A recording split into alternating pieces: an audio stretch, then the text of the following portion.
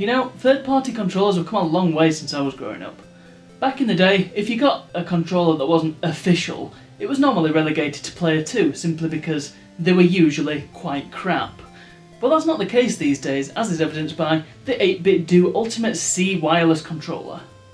Wow, that was professional, huh? Let's take a look at it. But first of all, a quick look around the box, as is our want on this channel. Excuse the lack of consoles, by the way, currently in boxes, so, you know, it's all a bit messy around here. Anyway, here's the box. It says 8BitDo on it, Ultimate C Bluetooth controller, as opposed to the Ultimate C 2.4 GHz controller. We'll get onto that. It, well, as you can see, it includes a Bluetooth controller, cable and manual, and that's it. Switch it round and we don't really get a whole lot more detail, other than the fact that this is the blue one. And here's the controller itself. It's a fairly average size for a controller, and as you can see, it is blue. It also comes in orange and pink, and they're all this sort of muted colour scheme, which I really do quite enjoy.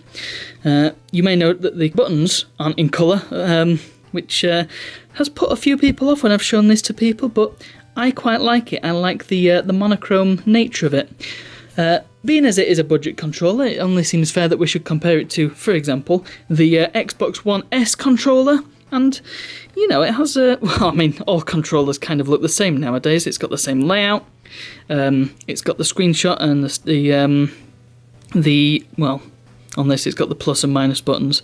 It's got shoulder buttons. These are not analog triggers, it should be noted. These are just normal buttons.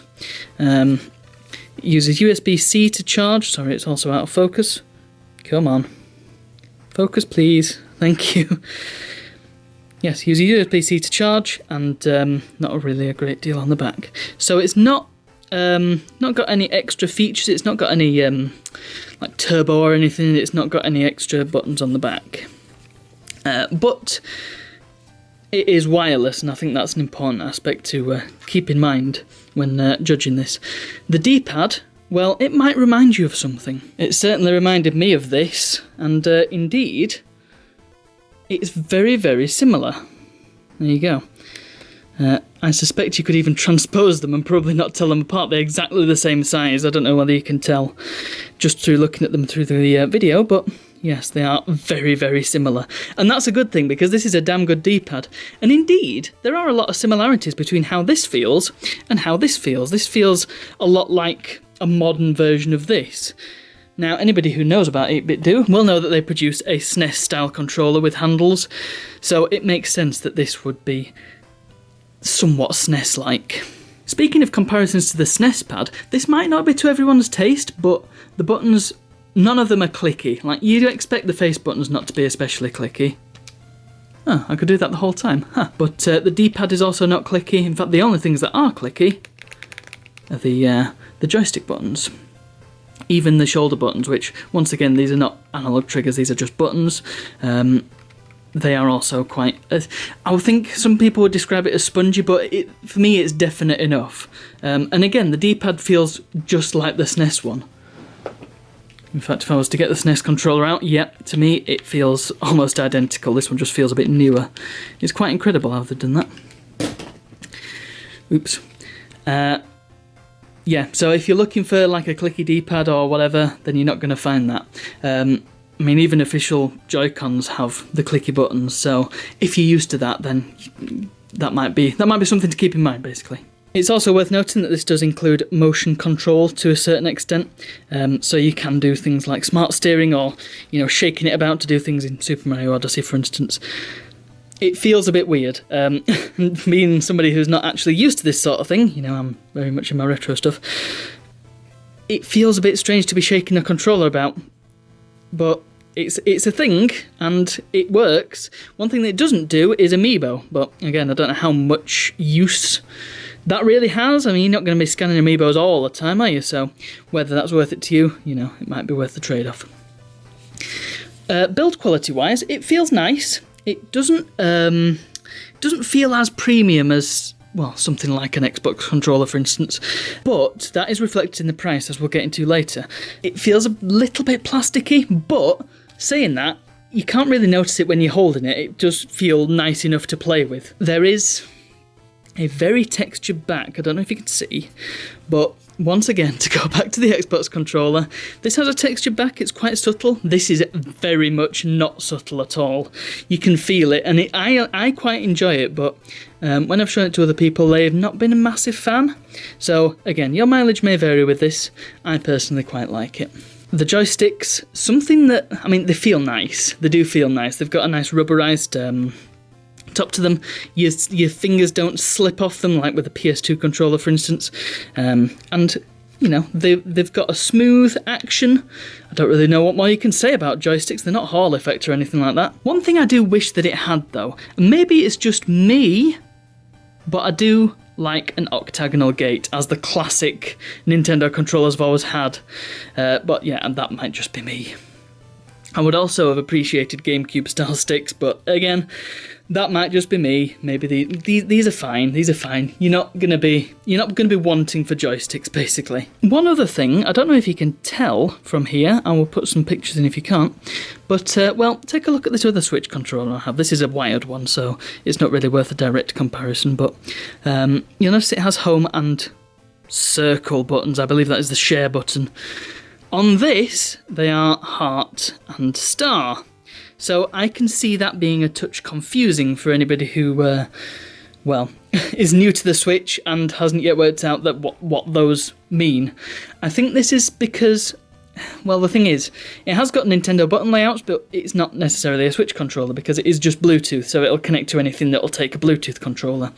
I guess this is the same, but well, I don't know. That's the best argument I can come up with. It's also part of 8BitDo's branding to have the pixel heart, so, you know, it kind of makes sense, but just keep that in mind. If you're going to be giving this to a player 2, for instance, then they might be a bit confused if you ask them to press home for some reason.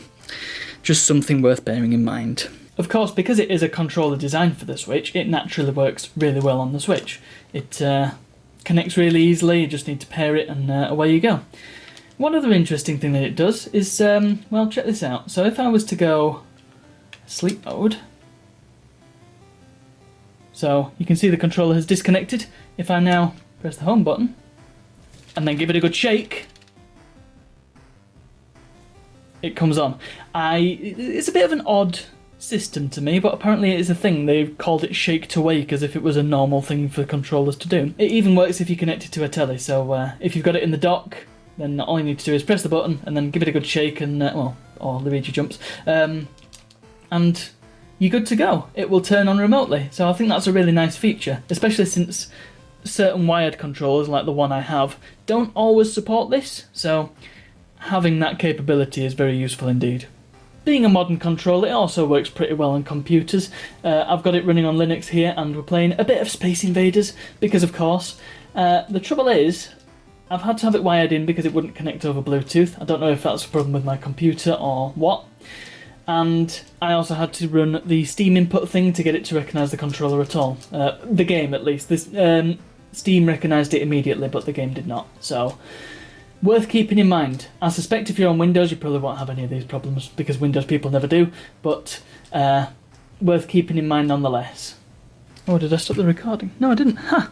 Once it's paired properly, assuming you have a compatible Bluetooth adapter, it also works really well with the Mister, as you can see. It connects first time, and I haven't done any reconfiguring with this, and it already works really well out of the box. Even the home button works perfectly. So, again, this is a really good, low cost, we'll get into cost in just a moment, solution for playing games wirelessly with the Mister. It even works perfectly with Neo Geo, which sometimes controllers can be a bit iffy with the Neo Geo core, but well, hey, I'm having a great time with it. Look, it is pretty much as I would have it. Obviously, some reconfiguration will be needed because it always is with the Mister, but it's wireless and it's working great. And you only need a little Bluetooth adapter. I've got some cheap thing from eBay, I think. Cost me a couple of quid, and it works amazingly well. If you're curious, by the way, about things like input lag, well, I'm not sure I can give a definitive answer because I am playing through an LCD telly, it's wireless, and no CRTs in sight, unfortunately, not yet anyway. But, well, I think we can have a totally non-scientific test here. Observe. That wasn't a great test. Let's try that again. I am confident in saying, I mean, that is really damn good. I personally can't even, like, I'm not noticing any input lag. Normally I can tell when there's even the slightest modicum of input lag. I can see, like, there's frames missing. It feels like there's nothing missing, and that's incredible to say that this is not the highest end telly, it's not the highest end Bluetooth adapter, and it's not the highest end Bluetooth controller. It works insanely well. Man, this video is so scattershot. I hope it's okay when I come to edit it. Just out of interest, I thought I'd try a different core, and oh my goodness, yeah, it feels like I could just be playing on a SNES here. I'm really impressed. Well, I'm not so impressed by my gameplay, but hey, that's not what we're here to see, is it? Now, obviously I'm not Bob from Retro RGB, so I don't have all the tools and stuff necessary to do a proper lag test, but for my real-world use with my crappy telly and my crappy Bluetooth adapter, this is... I genuinely can't tell. I thought I'd try a different core just to see if it made a difference. I mean, I don't suppose it would. But for my money, I'm really happy with the lag situation as it is. Naturally, there's going to be some input lag because it's wireless and it's on an LCD telly, but that is pretty darn close to me. I don't know how well I can capture that in the video, but I'll try my best, and you can see just how close that is. Anyway, this is all pretty easy stuff, isn't it? You know, most modern things will work with a Bluetooth controller. We can tell that. We don't need to test things on a Mister or a PC. What we need to test this thing on is a proper retro system, don't we? And for that, we're going to go over to Retro Rack and we're going to see exactly how this performs with older systems. Okay, I may have been somewhat economical with the truth when I said there were no CRTs. Of course, the CRTs. It's Retro Cottage. So we've got the XP computer going here, and, well, we're going to see if it'll pick this controller up. I'll be very impressed if it does. If it doesn't, then, well, it's not going to. We're still going to try it in wired mode, because, of course, but hell, if it picks it up, then I'll be amazed. Unfortunately not. But, using the extremely short cable that it came with, which is it matches, the colour matches, but it's only 1 metre long and it's not especially useful in that case. You can't even use it as a data cable, I found out. But nevertheless, we're going to plug it in, because this is this channel. Yeah, it's not even recognised at all. Never mind, it's found new hardware. I haven't plugged it in properly. I can wire it into a Windows XP computer and it seems to be picked up just fine. Game controller, Pro controller, there it is. That's how it was detected on the Mister and also my Linux computer as well. However, I am noting with some dismay that it's not actually picking up any of the inputs, so I would not attempt to use this on an older system. The bottom line is, it don't work on XP, which probably means it don't work on 98. So I think we can safely conclude that this does not work with Windows XP and probably most retro computers. However, it's worth noting, I don't have one of these unfortunately, otherwise I would test it, but there exists an item called a Blue Retro, and there are various other devices that will allow you to connect Bluetooth controllers to retro systems such as the PS2. So while I'm not able to test that myself, I suspect it probably will work, as they are modern devices, even if the device you're connecting it to is a lot older. So with all that being said, would I recommend this thing? Well, here's the thing, it's £25, or roughly around that, not counting things like postage and packing. So, with that in mind, it's actually a really good deal. Normally for a good wireless controller, you're paying to the tune of £40 to £50, which is quite a lot of money, especially if you've just spent a lot of money on an expensive Switch. So being able to get a wireless controller for such a low price, that might be very attractive for video game players on a budget. Like me, for instance. Now, it's also worth mentioning that this is actually the cheaper variant of 8BitDo's flagship controller, the Ultimate, and as such it's a sort of pared down experience compared to that. I don't have the full list of differences, so you might have to look that up yourself if you're interested, but I believe the Ultimate has things like paddles on the back that you can reprogram, and it also supports 2.4 GHz. You may have noticed that have you been using Bluetooth this whole time? And that is because this does not support 2.4 gigahertz, which is the protocol used by the Xbox, and I think there's a couple of other things that use it as well. Basically, you have to weigh up which one's going to be more useful to you. 2.4 gigahertz is generally considered to be a bit better in terms of input lag, but we saw there it's barely noticeable with the Bluetooth one, so it must be really damn good on the 2.4 gigahertz one. It's worth noting that it has the buttons swapped around to an Xbox style layout, so A is at the bottom and Y is at the top. Something else you should keep in mind is all the caveats that I've spoken about in the video. For instance, the non-analog buttons and the non-clicky D-pad, that might be a deal breaker for some of you. But I would say, for my money, it's really, really worth it. You know, I have a need for wireless controllers, you know, I'm trying to eliminate cables and things, and so it's really good to have something like this for a low price, and it's actually a really good controller while it's at it. Other use cases, I can see this being a really good controller for example, player 2s. I alluded to it earlier. If we were to spend half the price of an official controller in the PS2 era, then we would have ended up with a piece of junk masquerading as a controller, and it probably would have broken within a few weeks.